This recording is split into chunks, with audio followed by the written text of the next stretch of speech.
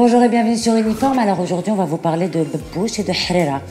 Non, sur Uniforme aujourd'hui on vous parle de la Babouche et de son grand retour, le grand retour de la chaussure pointue. Et c'est Céline qui la remet au goût du jour avec sa collection croisière printemps-été 2016 qui est suivie par la suite par Gucci, Dolce Gabbana, Acne Studio. Bref, cet engouement pour la Babouche est presque énervant, on a envie de leur dire ouais, d'abord. Parce qu'il faut savoir que la babouche a été inventée par nous.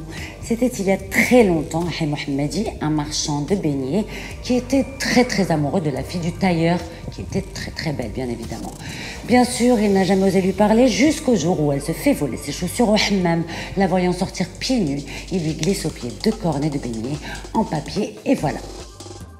Bref, comme on n'a pas vraiment de contact chez Gucci pour leur raconter tout ça, le mieux qu'on puisse faire, c'est de s'approprier plus que jamais notre célèbre chaussure nationale. Donc cet été, on commence. Look un ramadan, jean, t-shirt et babouche over brodé. Ça, c'est la tenue de base. Le jean, on le choisit taille haute, on le roulotte sur la cheville et le t-shirt aussi blanc ou gris, on le rentre dans le pantalon et la babouche. Il faut qu'on ne voit qu'elle. Voilà, nous aussi, on peut créer notre mode. Après le mommy jean, le Walida style. C'est très bien. Parce que, mine de rien, le ramadan, c'est un peu galère pour s'habiller. Et puis, on a envie d'un truc qui change. Alors, on en profite pour se la jouer Shahrazad. D'ailleurs, c'est justement ça qu'il ne faut pas faire parce que c'est déjà trop vu. On connaît, au ramadan, c'est à base de 3 tenues par jour. La journée, on connaît, tu peux pas t'habiller comme tu veux. Le soir, t'es invité à un iftar. Au mieux, c'est toi qui reçois. Et après, il y a encore un dîner où parfois tu sors et que tu fais ailleurs. C'est un peu comme le festival de Cannes. Alors, il faut se préparer pour trouver d'autres alternatives à la djellaba en jean et à la gandoura bariolée. J'ai appelé une amie à moi, Sarah Nadjar, styliste à l'officiel Maroc, pour savoir ce qu'elle proposait et elle m'a répondu un truc génial, le pyjama talon. En effet, le pyjama en satin est une des grandes tendances des podiums printemps-été 2016.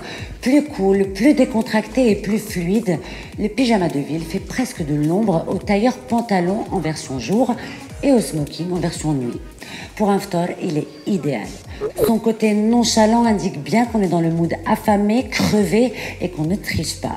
Ici, c'est encore une grande originalité puisque, contrairement aux Resta, Rihanna, Tilda Stilton ou Kristen Dunst, on n'en a pas encore fait notre allié. Et puis, si on tient vraiment à la gandoura, ok, c'est le moment ou jamais. Mais cet été, on l'a choisi vraiment sobre, uni et on glisse dessous une chemise, la chemise d'homme, fermée jusqu'au dernier bouton. Et là, ça donne un petit côté original. D'ailleurs, la gandoura, il faut savoir qu'elle a aussi inspiré le monde entier. Fmeriken, par exemple, il l'appelle Momo et ça fait le buzz. Sur le dernier festival de Coachella, on n'a vu que ça. Un tissu ultra léger, des couleurs qui font rêver et un col qui tombe légèrement sur l'épaule. Voilà, plusieurs marques ont surfé sur la vague, dont Missoni. Alors, pourquoi pas, mais si on choisit l'ultra bariolé, bien sûr, on interdit la chaussure à talons et on accessoirise vraiment minimaliste. Une jolie monture de solaire, ronde sur le bout du nez et c'est tout. Alors voilà, comme on attend toujours l'occasion pour se saper, là on a devant nous 30 nuits pour faire preuve de bon sens et 30 jours pour trouver le bon uniforme.